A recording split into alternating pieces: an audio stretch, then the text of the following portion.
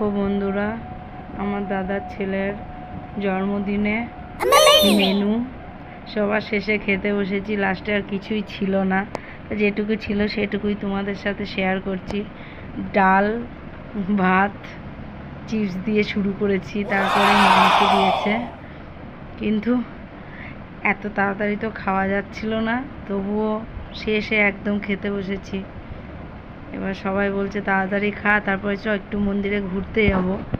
আমাদের পাশে লোকনাথ মন্দির আছে, কালী মন্দির আছে, সেখানেই যাব। এবার আমি এটা শেয়ার করব তোমাদের সাথে, আর শেয়ার করতে পারিনি সেদিন, অনেকটা দেরি হয়ে গেছিলো। আবার বাড়ি আসবো, তারও একটা তাড়া ছিল, এই জন্য বেশি কিছু ছিল না, শুধু ওই মাংস আর ডালই ছিল, আর কিছুই ছিল না। লেবু দিয়ে ডাল দিয়ে খাওয়ার পরে মাংস দিয়ে খেয়েছি। যাক, এইটুকুই শেয়ার করলাম তোমাদের সাথে, আজ এইটুকুই।